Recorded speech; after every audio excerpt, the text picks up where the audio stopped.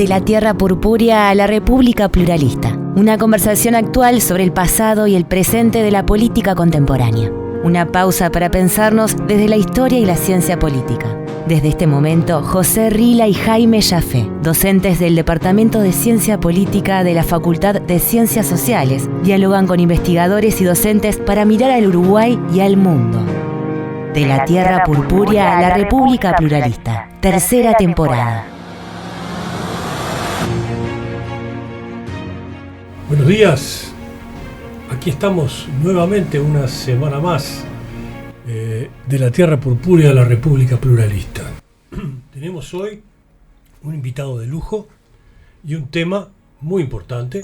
Nos da miedo este tema porque entendemos que capaz que está sometido a fluctuaciones de la coyuntura que lo hacen variar dramáticamente. Vamos a hablar de Cuba, de América Latina y de Estados Unidos.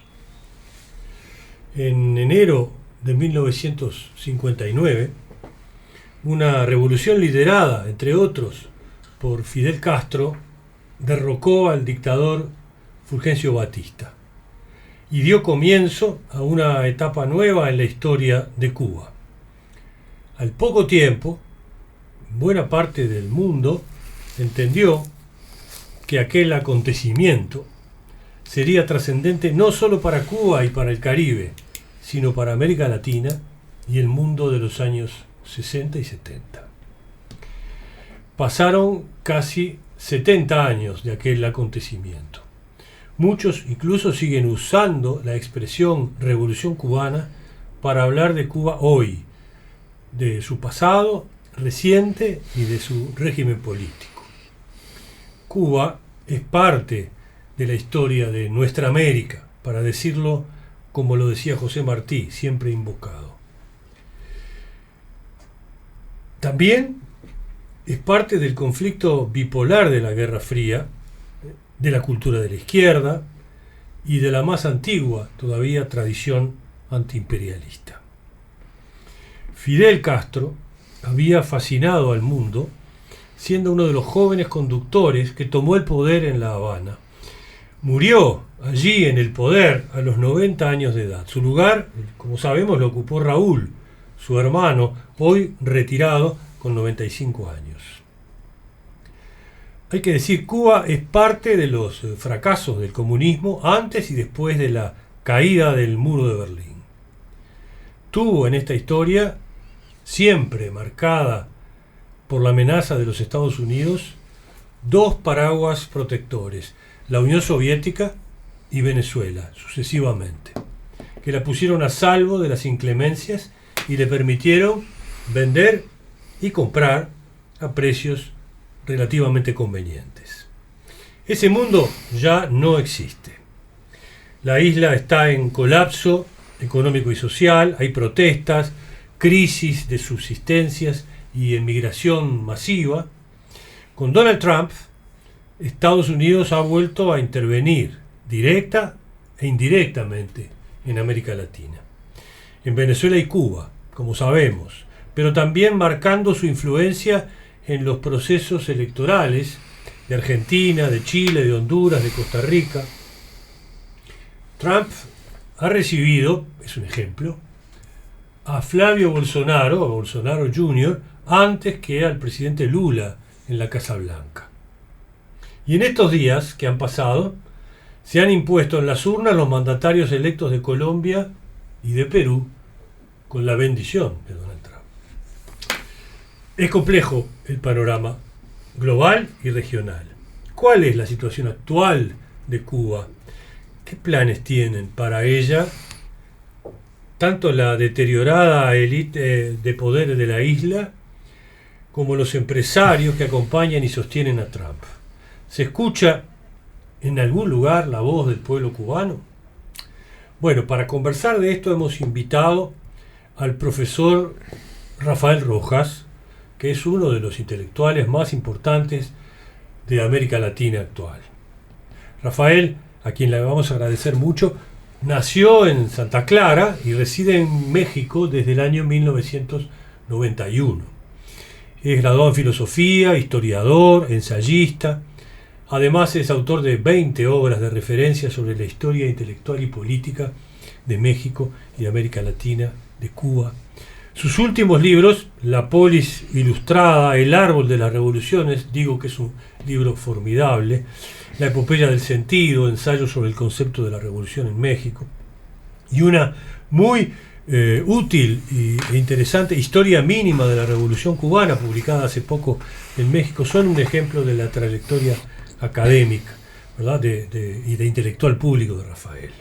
Él es miembro además de la Academia Mexicana de la Historia y es investigador en el Sistema Nacional de Investigadores. Se desempeña como docente y como investigador en el Centro de Estudios Históricos del Colegio de México, la prestigiosa institución académica de ese país. Rafael, muchas gracias por aceptar nuestra invitación. No sé cuál puede ser tu reacción ante esta primera provocación o punto de partida. Bueno, muchas gracias, José, y los colegas que me han invitado y Jaime, a esta conversación. ¿Sí me escuchan, verdad? Sí, cómo no. Sí. Muy bien, entonces, hecha esta introducción, Rafael, me gustaría hacerle, antes de sumergirnos en la coyuntura acuciante de este momento, hacerle una pregunta al historiador, conocedor de los largos procesos, ¿verdad? No solo de Cuba, sino de América Latina. Porque leyendo las historias de la Revolución y de Cuba, y las que tú has escrito, hay elementos para pensar que la cosa podría haber sido diferente a lo largo de esta historia. Yo sé que es una pregunta un poco contrafáctica, pero vale la pena sugerirla por lo menos, ¿verdad? Digo esto porque tu historiografía es una historiografía abierta, ¿verdad? Bastante plural, siempre ofrece variantes, siempre muestra alternativas que se pudieran haber transitado y que después no se transitaron. Y esto me parece que tiene un enorme valor porque le devuelve a la historia una contingencia muy fuerte. Entonces, quitémosle de repente ese carácter contrafáctico que tiene en directo la pregunta y simplemente quedémonos con esta superficie del asunto. ¿Podría haber sido esto algo distinto? ¿Por qué camino? ¿Verdad? Bueno, es fascinante la pregunta y se me ocurren algunas respuestas que he ensayado, no tanto en mis libros como en artículos y conferencias y otras intervenciones. A mí, una primera ruta alternativa que se pudiera imaginar en el pasado de Cuba tiene que ver con un curso de la Revolución Cubana diferente al alineamiento con el campo socialista de la Unión Soviética y Europa del Este.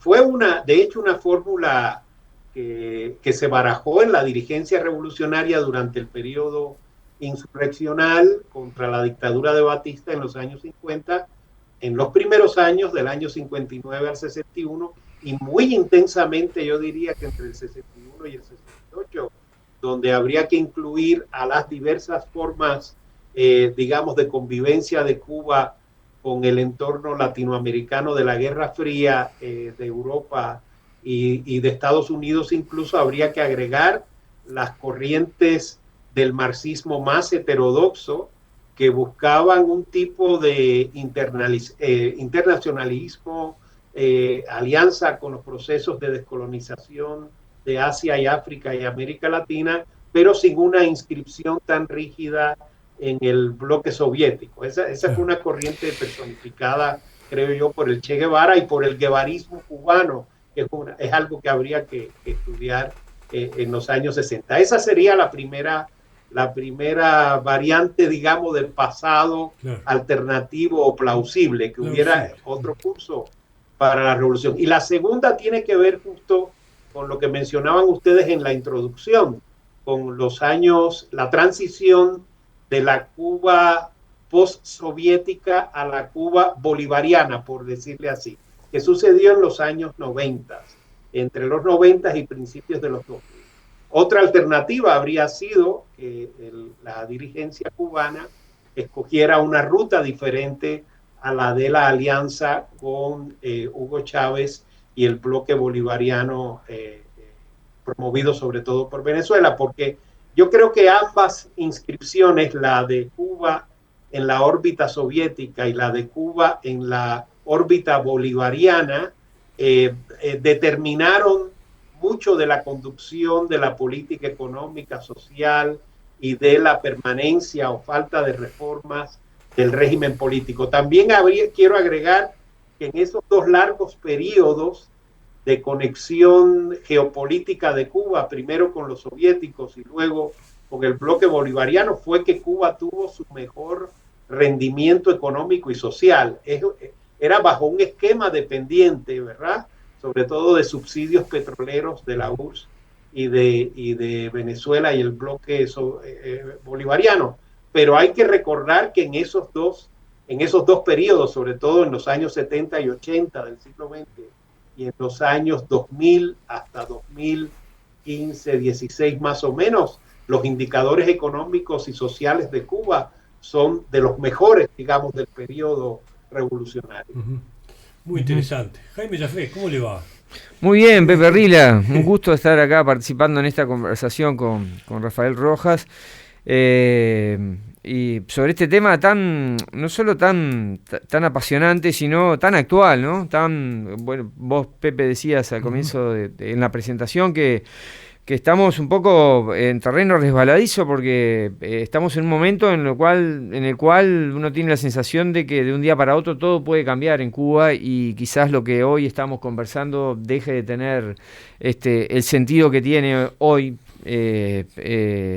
digamos, dada un eventual cambio de las circunstancias. Pero bueno, tomando esos riesgos y con estos recaudos, quería preguntarle a Rafael, un poco tomando su distinción inicial. Rafael, tú hablabas de que se pueden distinguir fenómenos estructurales en la situación actual cubana y también meramente coyunturales. Quisiera invitarte a detenernos un momento en los primeros. A tu juicio, ¿cuáles son los elementos estructurales que, más allá de la coyuntura actual y de las distintas coyunturas históricas por las que Cuba ha atravesado, cuáles son esos elementos de largo plazo que han, digamos, dado por resultado la situación actual? Sí, cuando me refiero a crisis estructural, me estoy refiriendo a la última crisis estructural, más o menos como decíamos en la respuesta anterior. Cuba pasó por momentos de crisis justo en los periodos en que está rediseñando sus conexiones geopolíticas e internacionales. Por ejemplo, los años 60 fueron años económicamente muy críticos en Cuba, porque Cuba dejaba de ser un país inscrito en la intensa relación comercial, política, diplomática con Estados Unidos, y se convertía, ¿verdad?, en un país insertado en la órbita soviética. Y fue una época muy experimental, ¿verdad?, en la política económica, social, en los giros ideológicos. Y hubo otro momento de crisis que es, a su vez, otra transición en los años 90. Pero la crisis más reciente, que es una crisis estructural, los economistas, los sociólogos, los demógrafos cubanos, por cierto, los académicos cubanos dentro y fuera de la isla, la enmarcan a partir del año 2018. A partir de 2018, todos los indicadores económicos cubanos comienzan a decrecer. Producción industrial, agropecuaria, turismo, importaciones y exportaciones, generación eléctrica, y no necesariamente esa caída generalizada de los indicadores económicos, que a su vez genera fenómenos sociales gravísimos, como una emigración masiva constante, una caída en la natalidad o un envejecimiento de la población, todo lo que se llama la crisis demográfica. Todo eso no es consecuencia necesariamente de una reducción en el subsidio petrolero, porque la reducción del subsidio petrolero venezolano es más reciente. Por eso hablamos de una crisis estructural. Y bueno, los académicos más o menos manejamos la hipótesis de que esa crisis estructural está relacionada con la decisión racional del gobierno cubano de detener la reforma impulsada por Raúl Castro entre 2011 y 2015, que llevó a la normalización de relaciones con Estados Unidos en el gobierno de Barack Obama. Esa decisión se tomó en el 2016. Es el último legado, yo creo, de la dirección de Fidel Castro, porque Fidel Castro participó en el Congreso del Partido de abril de ese año y dejó trazada más o menos la ruta de la contrarreforma que ha seguido el gobierno de Miguel Díaz-Canel de 2018 para acá. Ahora, la otra crisis a la que me refiero, que es la coyuntural, tiene que ver con el incremento de las sanciones, el cerco energético de facto que ha aplicado Estados Unidos del 29 de enero para acá con una orden ejecutiva que amenazó con aranceles a los países que proveían de petróleo a Cuba hasta principios de este año, que fundamentalmente eran Rusia y México, y esos gobiernos, los gobiernos de esos países acataron esa orden ejecutiva, y en la práctica Cuba es un país energéticamente controlado por Estados Unidos, en una situación trágica, dramática, que acentúa a su vez esa crisis estructural que se arrastraba desde 2018. Yo agrego siempre aquí que hay un elemento constante en todo esto, desde, eso no hay que olvidarlo, ni subvalorarlo, desde los primeros años posteriores al triunfo de la revolución, que son esta política punitiva de sanciones económicas de Estados Unidos contra Cuba. Eso empezó en el año 61, 62, se reforzó en 1996 con la ley Helms-Burton, pero ha llegado realmente a su versión más extrema en los últimos meses, es decir, en el primer semestre de 2026. Y hablando de crisis estructural, a tu entender, la clave de esa crisis en términos estructurales, de largo plazo, más allá de las variaciones coyunturales, ¿está en el modelo económico o está en el régimen político? Bueno, es complicadísima la pregunta. Yo creo que hay en una articulación de ambas cosas, porque la decisión de frenar la reforma emprendida durante el gobierno de Raúl Castro fue una decisión política. Es muy interesante porque en el debate académico se aportan algunos elementos curiosos, y es que entre 2015 y 2016 la economía cubana se había reactivado, ¿sabes? El gobierno de Barack Obama había flexibilizado la relación con Cuba y había un crecimiento de las pequeñas y medianas empresas de capital nacional, y a su vez había un incremento de las inversiones. Hubo en esos años, por cierto, que había indicadores económicos y sociales positivos para Cuba. Hubo, por ejemplo, una retención de la emigración masiva juvenil, lo cual para Cuba, que es un país que estaba viviendo ya una crisis demográfica, era fundamental, ¿no? Y ese momento fue detenido por una decisión política antes de que llegara Donald Trump al poder. La decisión de frenar las reformas es de marzo y abril de 2016, en los días posteriores a la visita de Barack Obama, y en el Congreso del Partido Comunista de Cuba celebrado en abril de ese año. Y es una decisión, como yo dije, en la que estuvo involucrado personalmente Fidel Castro. ¿Por qué?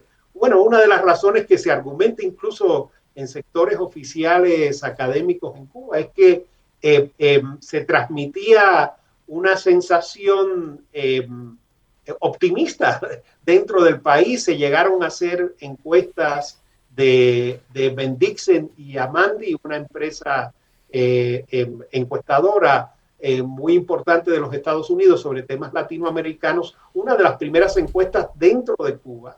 Y en esa encuesta había una popularidad extraordinaria a favor del Papa Francisco y de Barack Obama, con más de 80%, y una estimación popular muy baja de Fidel y de Raúl Castro. Por cierto, de Raúl Castro por encima de Fidel Castro. Y eso irritó mucho, creo yo, a la dirigencia cubana. Había una aceptación del curso de las reformas y de la normalización de relaciones con Estados Unidos. Fue tan clara esa decisión política contrarreformista que ahora se le está dando marcha atrás. En los últimos días se ha anunciado oficialmente retomar el curso reformista, que es una serie de 176 medidas orientadas al mercado y sobre todo orientadas al acceso más amplio de inversiones, créditos y financiamiento internacional por parte del gobierno de Miguel Díaz-Canel. El giro en la política económica operada en los últimos días es de 180 grados y es como regresar otra vez al punto en que la política económica reformista cubana se detuvo en 2016, 10 años atrás. Vos tú en el mes de mayo habías publicado un análisis sobre la situación de Cuba que titulaste Entre el colapso y la transición, ¿sí? Que los oyentes pueden buscar y leer, que los va a ilustrar muy bien acerca de lo que estamos hablando, entre el colapso y la transición. ¿Estamos en ese punto todavía? Una economía, como estás describiendo, bastante paralizada, migración masiva, una caída de los servicios públicos, algunas protestas.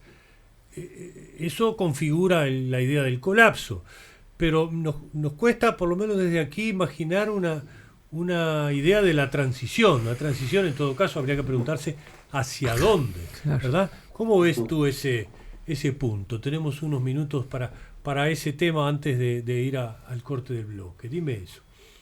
Sí, yo creo que si entendemos la transición desde un punto de vista sistémico, incluyendo la economía, la sociedad y el régimen político, evidentemente hay elementos de transición en la reforma que está impulsando el gobierno cubano, la que impulsó del 2011 a 2016 y la que está retomando en los últimos días. No sé, seguramente ustedes habrán leído las noticias, pero muy recientemente el Buró Político del Partido Comunista de Cuba y la Asamblea Nacional aprobaron en 2 días por unanimidad un paquete de 176 reformas que yo creo que rebasan el proyecto de tránsito a una economía mixta. Aquí hay realmente un tránsito a un tipo de economía de mercado. Algunos académicos le llaman economía social de mercado. Es una formulación que se parece a las que se usan para describir la economía china, la vietnamita, pero me parece que todavía no llega a esos niveles, pero evidentemente es una reforma que orienta la economía hacia el mercado, sobre todo en el sector externo. Es decir, Cuba abre a la inversión extranjera del gran capital estadounidense, cubano-americano, europeo y también latinoamericano, abre a la inversión directa la agricultura, la industria, la minería, los puertos, el turismo e incluso la banca. Eso era algo inconcebible en el esquema de planificación socialista de la economía cubana de los años 60 hasta el periodo incluso de la reforma de Raúl Castro. Entonces, si hablamos de una transición en un sentido integral o sistémico, este cambio en la política económica forma parte de eso. Yo creo que va a tener un impacto directo en ciertos en escenarios de los más catastróficos que estábamos considerando. A mí me parece que va a ser una reforma con apoyo mayoritario dentro de la isla. El malestar, la insatisfacción no es que desaparezcan, pero se van a contener porque estas reformas levantan la expectativa, digamos, de la población, tal y como sucedía entre el 2011 y 2016. Ahora, aquí no se contempla otro elemento que sería fundamental para hablar de una transición sistémica, que es el elemento del cambio político. El régimen político, según la Constitución de 2019, sigue siendo en esencia el mismo, un partido comunista único, hegemónico, con una ideología de Estado, con un control de la sociedad civil, reforzado, por cierto, porque la Constitución del 19 dio marcha atrás a cierta autonomía de la sociedad civil que se había logrado entre 2011 y 2016. Muy bien, muy interesante, Rafael. Vamos a ir ahora a una breve pausa musical, como siempre. En este caso, nuestro programador musical del episodio de hoy es Jaime Jafé, ¿verdad? Jaime Jafé, que estuvo pensando y le tocó, es el sueño del pibe, a mí me consta, ¿no? Nike es la cultura. Jaime Jafé. Creo que vamos a hacer al revés. Vamos primero con el otro tema. Vamos, perdonadme el cambio, pero me pareció más apropiado cerrar el bloque con un tema de Patricio Rey y sus Redonditos de Ricota, la emblemática banda argentina, que se titula Aquella solitaria vaca cubana. Me vas a preguntar por qué elegiste ese tema, Jaime, y te lo voy a decir lo más brevemente posible. Además de porque me gusta mucho, estéticamente hablando, increíblemente tiene una conexión muy fuerte con el tema de hoy, porque la vaca cubana existió. La vaca cubana se llamaba Rufina y fue una víctima involuntaria de la Guerra Fría, porque fue una vaca a la cual le cayó un pedazo de cohete norteamericano en noviembre de 1960. Y a mí también más allá de que refiere esto a las relaciones entre... Bueno, y además el gobierno cubano hizo de esto en su momento toda una utilización política. La vaca fue prácticamente presentada como una mártir de la agresión norteamericana en aquel momento de fuertes tensiones a los inicios de la Revolución Cubana. Pero también tiene mucho que ver con nuestro oficio, con el de tuyo, Pepe, con el de Rafael, con la historiografía, porque, bueno, esto de que una vaca perdida en un campo cubano le caiga del cielo un pedazo de cohete y la mate en plena Guerra Fría, me parece que tiene mucho que ver con la contingencia histórica, con la fatalidad, Así que vamos a pedirle a Facundo Capullá, que hoy está a cargo a Diego Varela, perdón, que está a cargo hoy de la consola de audio, que ponga al aire Aquella solitaria vaca cubana.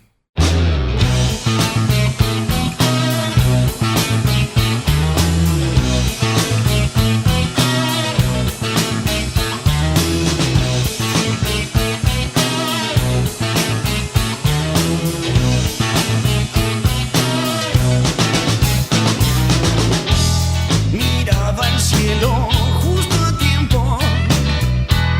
Miraba el cielo justo a tiempo. Ay, ay, ay, ay, ay.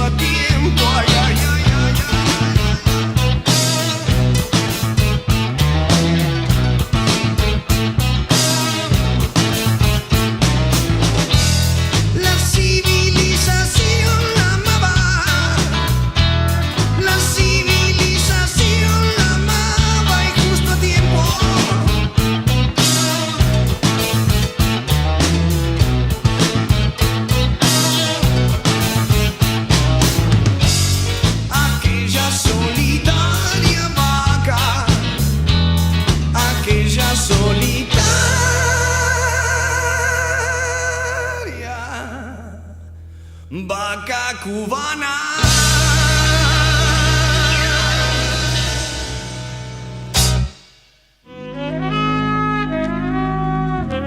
De la tierra purpúrea a la República Pluralista.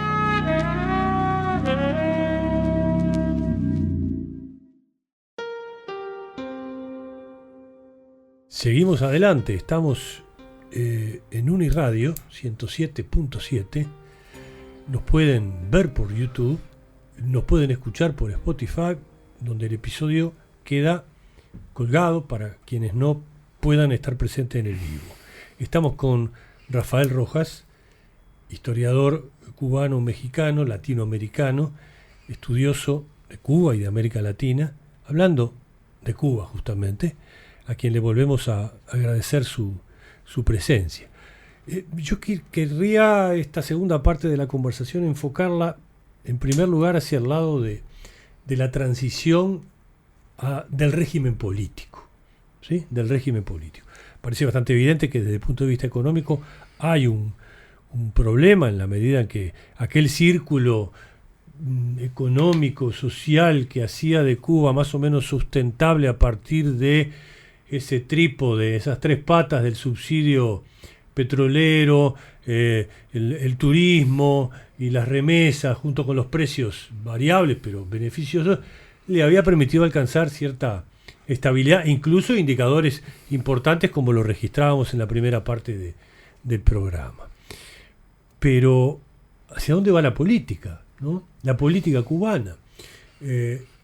Y me parece que aquí hay que reintroducir a Trump y a los Estados Unidos, ¿verdad?, en este examen. Porque con la intervención en Venezuela me parece que se abrió un interrogante, un problema, un asunto para pensar. Es decir, a diferencia de la retórica tradicional norteamericana, bien o mal fundada, pero que se apoyaba en la democracia, ¿verdad?, en la instauración de la democracia, estas veces la democracia no forma parte de la agenda central, ¿no?, de este poder mundial. Trump no, cuando llega, cuando invade, cuando desaloja, cuando va, cuando viene, no lo escuchamos, no lo oímos hablar de la democracia. Y en Venezuela, por ejemplo, se armó un tipo de salida con una Delcy Rodríguez que facilita, bueno, toda la operativa de transición económica y de sustitución de élites, digamos, ¿no?, en Venezuela. Entonces, la pregunta que nos hacemos, o que uno podría hacerse, es, bueno, no está postulando la democracia. ¿Cómo está planteado el dilema ahora? Es decir, el objetivo de Donald Trump parece ser la preservación incluso de una parte de la élite que controla Cuba, que controla la isla, y integrada ahora a una red, otra vez, ¿verdad?, una red de inversores de Estados Unidos. Tú has hablado de una recolonización, que es un término muy interesante para entender esta coyuntura, pero a la vez muy fuerte, ¿verdad? Entonces, la democracia me parece que está al costado del camino. No sé de quién forma parte como agenda, de qué actor forma parte como agenda en este conflicto. En un contexto vamos a tomar esa expresión fuerte de recolonización y de sustitución de élites bueno, una cosa, lo que estamos viendo en Venezuela de algún modo nos debería servir de ejemplo. La pregunta es amplia, tal vez un poco confusa, pero me parece que introduce la reflexión que tú puedas hacernos al respecto. Sí, no, yo creo que la pregunta justo va al punto.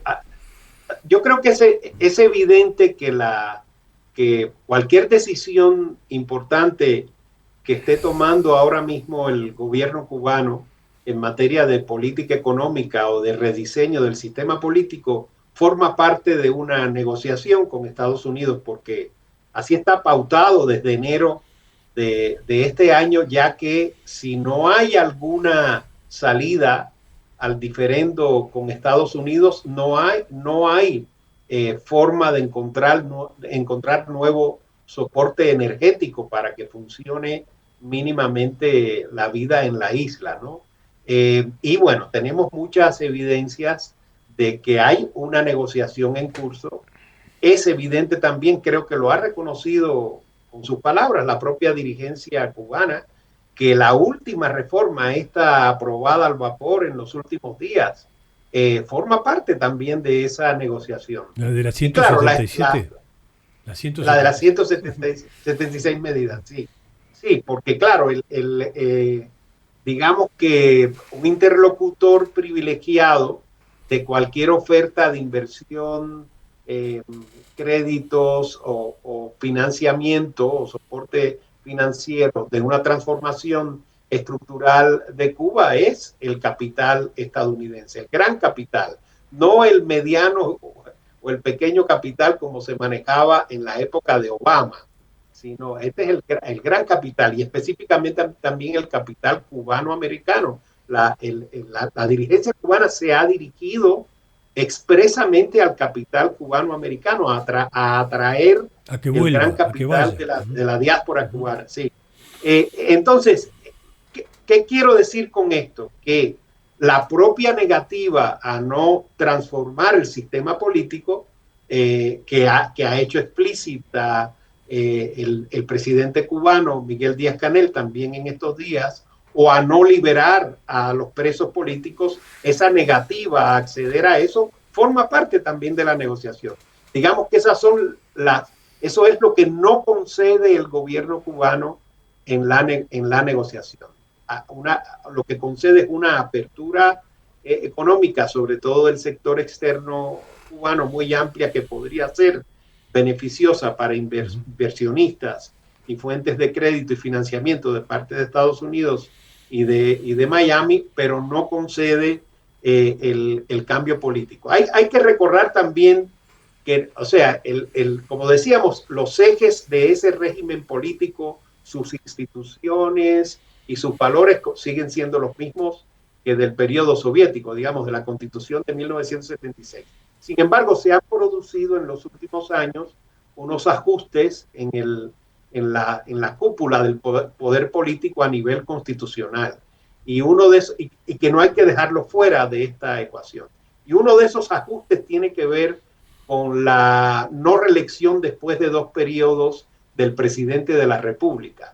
A mí me parece, yo coincido contigo, José, en que no hay una demanda de transición democrática explícita por parte del gobierno de Estados Unidos en esta negociación presión. ¿Adentro de Cuba? Ahora, dentro de Cuba sí, evidentemente en la oposición, en grupos de la sociedad civil, fuera de Cuba, en corrientes, yo diría que no necesariamente, pero en algunas corrientes de la diáspora cubana, porque en otras corrientes de la diáspora cubana lo que se desea es una intervención, un derrocamiento del gobierno actual y un reemplazamiento radical, ¿verdad?, de ese sistema político sin que haya contemplaciones muy democráticas tampoco, ¿verdad? Ahora, dentro de Cuba sí hay movimientos de derechos humanos, activistas jóvenes que están demandando la democracia desde hace mucho tiempo, o un cambio democrático, no es la democracia en singular, algún tipo de cambio democrático. Pero es que eso realmente no está sobre la mesa en la negociación. Creo yo que por lo que hemos leído, lo que está pidiendo el gobierno de Estados Unidos es algún tipo de recambio en la élite. Y ahí, claro, viene a la mente el ejemplo venezolano. Es algún tipo de descabezamiento, ¿verdad? Vamos a ponerle así, del liderazgo histórico o de la propia presidencia de la República. Y ahí juegan estos ajustes en el diseño del sistema político que vienen desde 2019. Yo no veo muy raro que en los próximos meses se anuncie, porque ya corresponde un proceso de sucesión de poderes en Cuba en el que Díaz-Canel no podría reelegirse, lo cual produce una circulación política que también se ofrecería a la negociación con Estados Unidos. Rafael, hablando de actores que podrían protagonizar un cambio político, parece claro que no existen por fuera de las estructuras del aparato de poder, digamos, actual en Cuba, actores que pudieran forzar o ser eventualmente integrar una negociación. Hay movimientos, como tú dijiste, de la sociedad civil, pero son muy débiles, digamos. Entonces, el cambio imaginable es un cambio fruto de la propia dinámica interna del régimen político, del Partido Comunista, del Estado, de las Fuerzas Armadas cubanas. Y yo en ese sentido, leyendo alguna de tus columnas, creo que fue en una que escribiste para La Razón, el periódico mexicano, tú hablas de fidelistas y raulistas. Y yo inmediatamente pensé que te referías a algo más que meros seguidores de uno u otro, y más bien a líneas distintas dentro del Partido Comunista cubano. ¿Podrías explicarnos brevemente qué son raulistas y fidelistas, en qué radican, digamos, sus matices, sus diferencias, y cómo podrían jugar unos u otros en un eventual cambio de régimen? Sí, yo creo que lo entendiste exactamente, porque no me refería a que hubiera una facción fidelista y otra facción raulista, porque en realidad esas corrientes, vamos a decir así, forman parte de la misma cúpula, de la misma élite del poder, y no hay que olvidar que Raúl era el líder máximo en Cuba, tanto en el periodo en que él impulsó las reformas como en el periodo que se aplica la contrarreforma que demandó Fidel Castro antes de morir en 2016. Quien lleva adelante la contrarreforma es el propio Raúl Castro, o sea que no. Pero yo creo que sí, que podemos definir el raulismo como especificidad o como corriente política específica a partir de lo nuevo que introdujo en la historia contemporánea de Cuba, que fueron esas reformas del 2011 al 2016, que, como decíamos, desembocaron en la negociación diplomática con Barack Obama. Dentro del raulismo, yo incluiría una tendencia mucho más clara que la de Fidel en avanzar en un entendimiento con Estados Unidos. No olvidar que bajo Raúl, no solo viajó el primer presidente de Estados Unidos en viajar a Cuba, que fue Barack Obama, sino que se reabrieron las embajadas y se tomaron muchas medidas de flexibilización del diferendo histórico. A Fidel prefirió quedar asociado más bien a la resistencia a la hegemonía de Estados Unidos, no solo en Cuba, en el Caribe, sino en toda América Latina desde siempre. Y ese fue su último mensaje. Eso está muy bien captado en uno de los últimos artículos que publicó Fidel Castro en vida, que se llama El hermano Obama. Es muy irónico el título, ¿no? Es realmente un cuestionamiento del obamismo y del raulismo, es decir, de la normalización diplomática y de la apertura que en aquel momento estaba conduciendo Raúl Castro. Y claro, el fidelismo ha sido en los últimos 10 años, yo te diría, el soporte fundamental de la contrarreforma. Ahora, como decía en alguno de esos artículos, creo yo que volvemos a la lógica raulista y se vuelve en Cuba a esa lógica en el momento en que Raúl Castro está imputado por el sistema judicial de Estados Unidos. Yo creo que es revelador también de esa negociación, porque esta vuelta al reformismo y más al legado de Raúl que al legado de Fidel Castro es una manera también de buscar la protección de Raúl frente a esta gran presión judicial que se está ejerciendo desde Estados Unidos.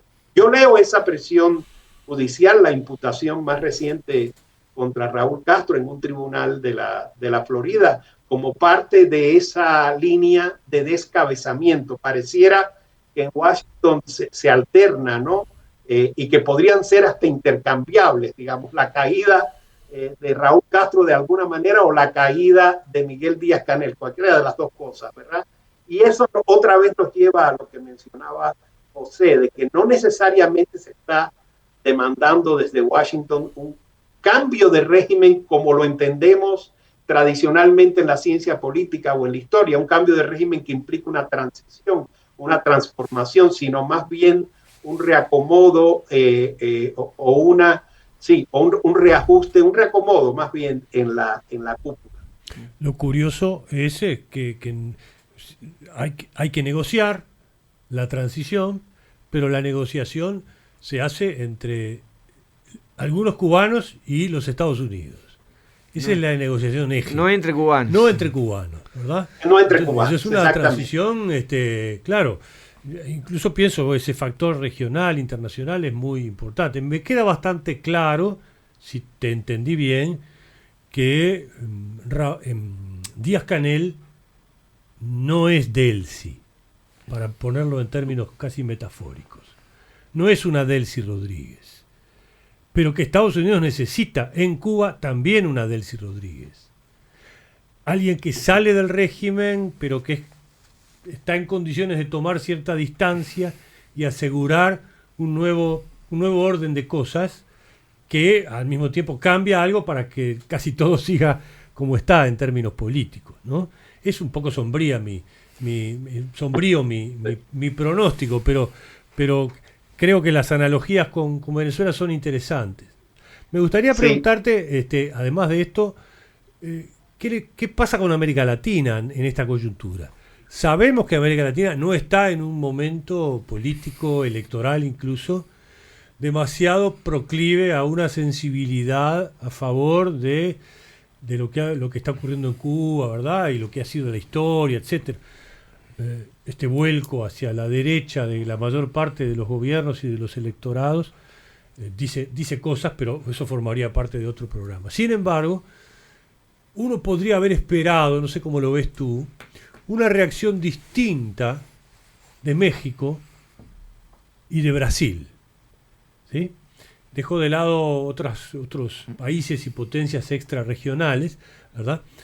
Pero, ¿qué pasó a tu juicio con México y con Brasil respecto a su vínculo con Cuba?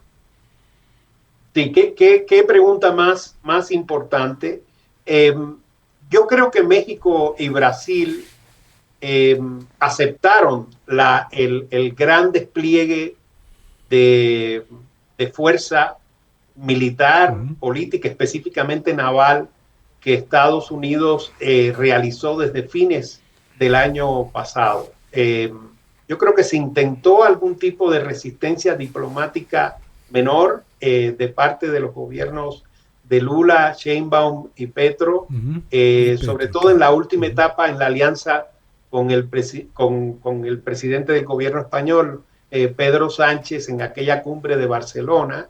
Pero en lo esencial se aceptó ese despliegue. Un despliegue a su vez ligado a un repliegue de otras potencias mundiales como Rusia y China, que también de ser aliados muy cercanos a lo que quedaba del bloque bolivariano y específicamente a Caracas y a La Habana, prácticamente se desentendieron del conflicto venezolano. Y entonces, claro, desde enero de este año, las relaciones de Brasil y México con Cuba han sido fundamentalmente simbólicas y retóricas. Hubo un primer momento en el que, coincidiendo con la propia agenda del gobierno cubano, en que el mensaje era de resistencia y de solidaridad. Yo creo que ustedes también lo han vivido en Uruguay, se vivió en la última etapa del gobierno de Gabriel Boric en Chile, la ayuda humanitaria a Cuba y la solidaridad en contra del acoso de Estados Unidos contra la isla. Eso fue muy importante en algunos meses, pero yo tengo otra vez la impresión, nada más leyendo lo que se menciona sobre Cuba en las mañaneras, que son las conferencias matutinas de la presidenta Sheinbaum, que eso ya comienza a cambiar.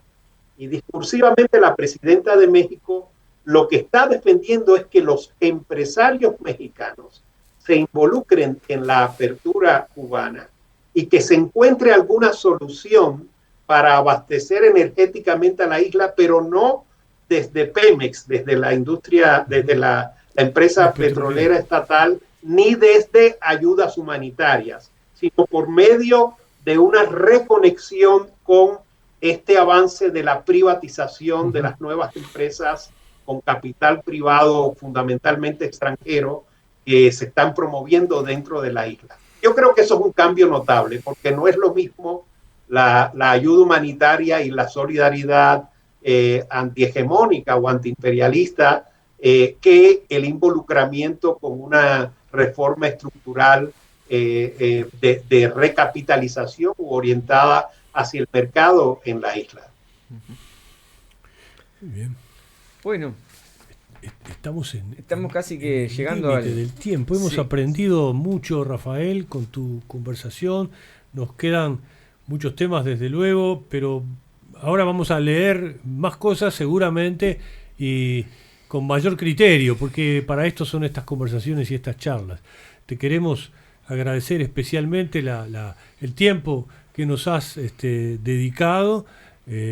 Hemos tenido alguna dificultad técnica al inicio, pero sobrevivimos a todo y acá estamos, gracias a tu paciencia y a todos los compañeros de aquí de la radio que lucharon para que esto saliera de la mejor manera. Así que queremos agradecerte. Jaime, sí. Vamos a despedir a Rafael, pero antes tú tenés otro tema musical. Sí, pero antes de presentar el tema con el cual nos vamos a despedir, déjame reiterar el agradecimiento a todo el personal que hace posible la transmisión, en particular en días como hoy, en que no es tan sencilla.